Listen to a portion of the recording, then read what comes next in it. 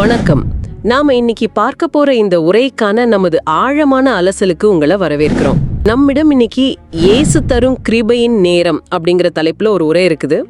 பார்த்த உடனே தெரியுது இது நம்பிக்கை, கஷ்டங்களை தாங்கிறது, அப்புறம் ஒரு விதமான தெய்வீக தலையீடு பத்தி பேசுற மாதிரி ஒரு சக்தி வாய்ந்த உரை. ஆமா. இதோட மைய நோக்கம் என்னன்னு பார்த்தா, ஒருவேளை நீங்க சோர்வாகவோ அல்லது கவலையாகவோ உணர்ந்தீங்கன்னா அதிலிருந்து ஒரு புதிய தொடக்கத்தையும் ஆசீர்வாதங்களையும் எப்படி பெறுவதுன்னு ஆனாயிர மாதிரி தெரியுது. சரி, இந்த உரை சொல்ற மாதிரி இது உங்களுக்கான ஒரு திருப்பு முனையா இருக்குமா? வாங்க இதுக்குள்ள போய் கொஞ்சம் விரிவாக அலசுவோம். இந்த உரை தொடங்குறதே ஒரு விதமான அங்கீகாரத்தோடு தான். உங்க வலிய, நீங்க சுமக்கிற பாரங்களை, உங்களை சுத்தி இருக்கிற இருளை, தனிமைய இது நேரடியா பேசுது. கரெக்ட். சோர்வில் இருக்கிறீர்களா? கவலைப்படுகிறீர்களா? உன் மனதின் பாரம் எவ்வளவு பெரியது? உன்னை சுற்றிலும் இருள். இந்த மாதிரி வரிகள் மூலமா கேக்குறவங்களோட அப்போதைய நிலைய இது ஒத்துக்கொள்ளுது. வெறும் வாக்குறுதிகளை மட்டும் அள்ளி தெளிக்காம முதல்ல அந்த போராட்டத்தை ஒத்துக்கிறது ஒரு ஆழமான இணைப்பை ஏற்படுத்துது. ஆனா அதுக்கடுத்து இங்க ஒரு சுவாரஸ்யமான திருப்பம் வருது பாருங்க. இந்த கஷ்டங்கள் அர்த்தம் இல்லாதது இல்ல அப்படின்னு இந்த உரை சொல்லுது. அப்படியா? ஆமா, நீ கடந்து வந்த புயல்கள் வீணல்ல, அந்த வலி உன் பொறுமையை சோதிப்பதற்காக இருந்தது அப்படின்னு குறிப்பிடுது. அதாவது பட்ட கஷ்டத்துக்கு ஒரு நோக்கம் கற்பிக்கப்படுது. ஓஹோ. நீங்க கஷ்டப்பட்டப்ப கவனிக்கப்படாம இல்ல, இறைவன் உங்க நிலையை அறிஞ்சிருந்தாரு அப்படிங்கிற கருத்தையும் அது முன்வைக்குது. அந்த பொறுமைய சோதிக்கிறதுங்கிற கருத்து அது கடந்த கால போராட்டங்களுக்கு ஒரு புதிய அர்த்தத்தை தர மாதிரி இருக்குதே. பிறகுதான் ஒரு திடமான வாக்குறுதி வருது. இன்று இந்த நிமிடத்தில் நான் ஒரு வல்லமையுள்ள வார்த்தையை உனக்காக பேசுகிறேன் அப்படின்னு இந்த உரை அறிவிக்குது பாருங்க. இது ஒரு முக்கியமான கட்டம். ஆமா, அந்த வல்லமையுள்ள வார்த்தை அது ஒரு திருப்பு முனையா சித்தரிக்கப்படுது. மற்றவங்க உங்களை பத்தி எதிர்மறையா பேசிருக்கலாம், இனி மீண்டு வர மாட்டாய் அப்படின்னு கூட சொல்லிருக்கலாங்கிறது ஒத்திக்கிட்டு. ஆமா ஆமா, அதையெல்லாம் தாண்டி ஆனா அதை நிராகரிக்குது இந்த உரை. மிக சரியா சொன்னீங்க.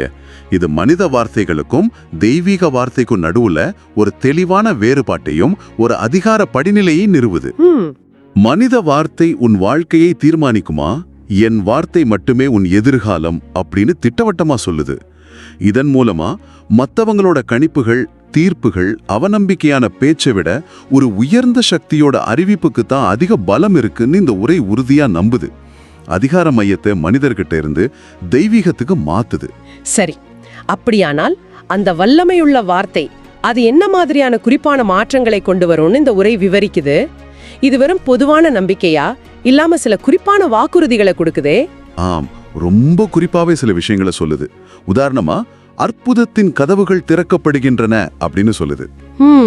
ஆனா இது ஏதோ தற்செயலா நடக்கிறது இல்ல, பரலோகத்தின் வல்லமையால் திறக்கப்படுகின்றன அப்படின்னு வலியுறுத்துது. அந்த பரலோகத்தின் வல்லமைங்கிறது மனித சக்திக்கு அப்பாற்பட்ட ஒரு தெய்வீக ஆற்றலை குறிக்கிறதா இந்த உரை நம்புது. ஓ, அப்ப நம்ம முயற்சியால மட்டும் சாத்தியம் இல்லாதது நடக்கும்னு சொல்லுது. கரெக்ட். அந்த மாதிரி ஒரு எதிர்பார்ப்பை இது உருவாக்குது.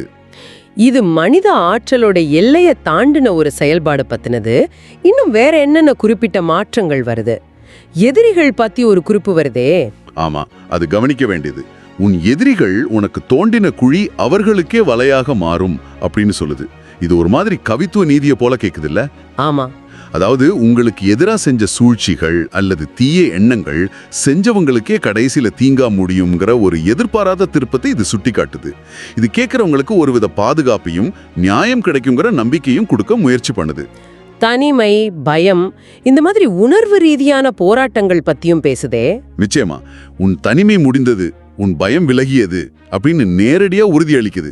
இது வெறும் சூழ்நிலை மாற்றம் மட்டும் இல்ல, ஒரு ஆழமான அகமாற்றத்தையும் குறிக்குது. சரி. அதோட சமூக மற்றும் குடும்ப ரீதியான தடைகள் உடைக்கப்படும் இந்த உரை சொல்லுது.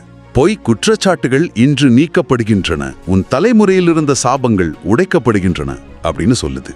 தலைமுறை சாபங்களா? ஆமா, அது குடும்ப வம்சத்துல தொடர்ந்து வர்றதாக சிலரால நம்பப்படுற எதிர்மறை தாக்கங்கள் அல்லது பலவீனங்களை குறிக்கலாம். இதுல இருந்து விடுதலை கிடைக்குங்கிறது ஒரு பெரிய வாக்குறுதி. அப்படி என்றால் இது தனிப்பட்ட வாழ்வில் மட்டும் இல்லாம குடும்ப வரலாற்றிலேயும் ஒரு புதிய அத்தியாயத்தை தொடங்குற மாதிரி அர்த்தம் கொள்ளுது. கடந்த காலத்தோட தாக்கம் முடிவுக்கு வரதாவும் சொல்லுது. அது ஒரு மிக வலுவான கருத்து. நீ உன் கடந்த காலத்தின் கைதி அல்ல, நீ சுதந்திரமானவன் அப்படின்னு அறிவிக்குது. இது மனதளவுல ஒருவேளை ஆன்மீக ரீதியா பார்த்தா மிகப்பெரிய விடுதலையை குறிக்குது. சரி. இது எல்லாமே சேர்ந்து ஒரு போராட்ட நிலையிலிருந்து தெய்வீக கிருபை அல்லது ஆசீர்வாதம்னு இந்த உரை கருதுற ஒரு புதிய நிலைக்கு மாறுவதை சித்தரிக்கின்றன. இந்த உணர்ச்சி ஆன்மீக விடுதலையோட ரொம்ப நடைமுறைக்குரிய ஆசீர்வாதங்களையும் இந்த உரை பட்டியலிடுது இல்லையா? பொருளாதாரம் பத்தி பேசுது. ஆமா, அது ரொம்ப கவனிக்க வேண்டியது. ஆன்மீக நம்பிக்கைய ரொம்ப பூலோக யதார்த்தங்களோட இது இணைக்குது. பொருளாதார ஸ்திரத்தன்மைங்கிறது நிறைய பேரோட அன்றாட வாழ்வுல ஒரு முக்கிய கவலையா இருக்கிறதால இந்த வாக்குறுதி உடனடியா கவனத்தை ஈர்க்குது. இது வெறும் ஆன்மீக ஆறுதல் மட்டும் இல்ல, பௌதிக வாழ்விலையும் முன்னேற்றம் வருங்கிற நம்பிக்கையை அளிக்குது. உறவுகள் பத்தியும் குறிப்பிடுதே. ஆமா, உறவுகளில் இருந்த விரிசல்கள் சரி செய்யப்படுகின்றன அப்படின்னு சொல்லுது. இது தனிப்பட்ட வாழ்வுல, குடும்பத்துல, நண்பர்களிடத்துல சமாதானத்தையும் நல்லிணக்கத்தையும் மீட்டெடுக்கிறதா வாக்களிக்குது. சமூக மற்றும் தனிப்பட்ட நல்வாழ்வுக்கு இது எவ்வளவு முக்கியம்னு நமக்கு தெரியும். உடல் நலம் பத்தியும் வாக்குறுதி இருக்கு. சரீரத்தில் இருந்த பலவீனங்கள், வலிகள், நோய்கள் இவையெல்லாம் இன்று குணமடையும் அப்படின்னு உறுதியளிக்குது. இதுவும் ஒரு நேரடியான சக்தி வாய்ந்த வாக்குறுதி. உடல்நலம் பாதிக்கப்பட்டவங்களுக்கு இது பெரிய ஆறுதலையும் நம்பிக்கையும் தரக்கூடும். இதோட தொடர்புடைய ஒரு சுவாரஸ்யமான கருத்தும் இங்கே இணைக்கப்படுது. நான் உன் பலவீனத்தில் என் வல்லமையை வெளிப்படுத்துகிறேன் அப்படின்னு சொல்லுது. பலவீனமே வலிமை வெளிப்படும் இடமா மாறுதா? அப்படித்தான் இந்த உரை முன்வைக்குது. உங்க பலவீனமான நிலை, இயலாமைன்னு நீங்க கருதுற சூழல், அது ஒரு தடையா இல்லாம இறைவனோட சக்தி அல்லது செயல்பாடு வெளிப்பட ஒரு வாய்ப்பா மாறும்னு நம்புது. ஓஹோ, இது பலவீனத்தை பத்தின பார்வையே மாத்தி அமைக்கக்கூடிய ஒரு கருத்து. தோல்வி அல்லது குறைபாடுன்னு நாம நினைக்கிறது ஒரு தெய்வீக தலையீடுக்கான அழைப்பா இருக்கலாம்னு சொல்லுது. இந்த புதிய நிலைய, இந்த வெற்றியை எப்படி தக்க வச்சுக்கிறது? ஏன்னா வெற்றியை அடையறதை விட அதை தக்க வைக்கிறது சில சமயம் கஷ்டமா இருக்குமே. மிகச் சரியான கேள்வி. இந்த உரையும் அதை கவனிக்க தவறல. முதல்ல ரொம்ப அடிப்படையான ஒன்று சொல்லுது. நீ செய்ய வேண்டியது ஒன்றுதான், நம்பிக்கை கொள். இது சிம்பிளா தெரிஞ்சாலும் இதோட ஆழம் அதிகம். இது ஒரு தொடர்ச்சியான மனநிலையை குறிக்குது. ஆனா நம்பிக்கை மட்டும் போதுமா? சந்தேகங்கள் வராதா? அத பத்தி எதுவும் சொல்லுதா? அதத்தான் இந்த உரை எடுத்து எச்சரிக்குது. வெற்றிக்கு அப்புறம் ஒரு புதிய போராட்டம் வரலான்னு சொல்லுது. உன் வெற்றியை திருட முயலும் எதிரி சந்தேகத்தின் விதைகளை விதைப்பார்கள். இது நிரந்தரமா, இந்த ஆசீர்வாதம் நிலைத்திருக்குமா அப்படின்னு அவங்க கேட்பாங்கன்னு குறிப்பிடுது. இது நம்ம உள் மனசுல எழ சந்தேகங்களா இருக்கலாம், அல்லது மத்தவங்க கிட்ட இருந்து வர்ற எதிர்மறை தூண்டுதல்களா இருக்கலாம். அப்படியானால் அந்த சந்தேகங்களை எதிர்கொண்டு பெற்ற ஆசீர்வாதங்களை தக்க வைக்க என்ன செய்யணும்னு இந்த உரை வழிகாட்டுது. சில தெளிவான நடைமுறைக்குரிய வழிகளை இது பரிந்துரைக்குது. முதலாவது, தொடர்ச்சியான நன்றி உணர்வு. நன்றி உணர்வா? ஆமா, இது வெறும் ஒரு ஃபீலிங் மட்டும் இல்ல, ஒரு செயல்பாடு. உன் நாவு எப்போதும் நன்றி பாடலையே பாட வேண்டும். நீ பெற்றுக்கொண்ட சுகத்துக்காக, உனக்கு கிடைத்த புதிய வேலைக்காக நீ மூச்சை இழுக்கும் எவ்வளவு நொடியும் நன்றி சொல் அப்படின்னு அறிவுறுத்துது. ஓ, இது கவனத்தை நம்ம பெற்ற நன்மைகள் மேல குவித்து மனநிலையா பாசிட்டிவா வச்சிருக்க உதவும் ஒரு உத்தி மாதிரி. நன்றிக்கு அப்புறம் பேச்சுக்கு அதிக முக்கியத்துவம் கொடுக்குதே, வார்த்தைகள் சக்தி வாய்ந்தவைன்னு சொல்லுதா? ஆமா, அது ரெண்டாவது முக்கிய வழி. இனிமேல் தீய வார்த்தைகளை பேசாதே. என்னால் முடியாது, இது நடக்குமா என்று தெரியவில்லை போன்ற பலவீனமான வார்த்தைகளை உன் வாயிலிருந்து முழுவதுமாக நீக்கு அப்படின்னு கட்டளையிடுது. அதுக்கு பதிலா ஒரு வெற்றியின் மொழியை பேச சொல்லுது. வெற்றியின் மொழியா? அது எப்படி இருக்கும்?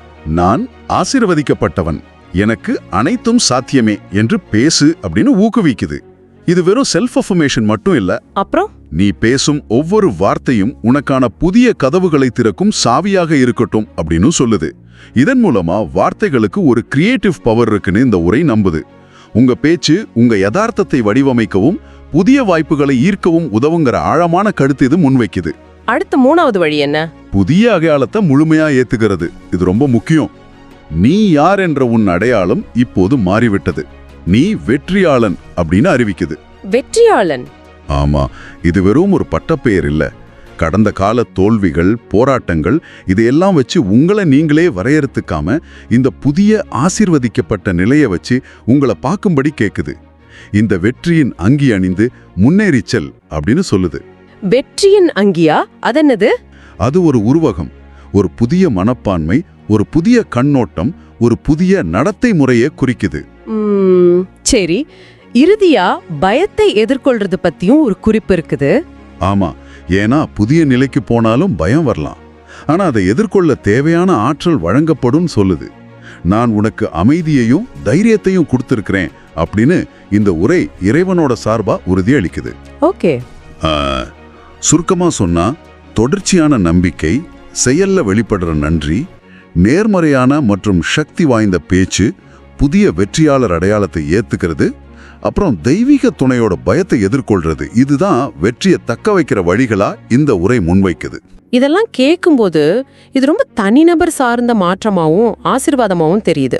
ஆனா இந்த உரை அதோட நிக்கல இல்லையா, ஒரு சமூக பரிமாணமும் இருக்கிற மாதிரி தோணுதே. ஆமா, நம் தேவன் உங்களை ஒரு பாலம் போல பயன்படுத்த விரும்புகிறார் அப்படிங்கிற வரி ரொம்ப சிந்திக்க வைக்குது. அதோட அர்த்தம் என்னவா இருக்கும்? மிக முக்கியமான ஒரு கட்டத்துக்கு வந்திருக்கீங்க.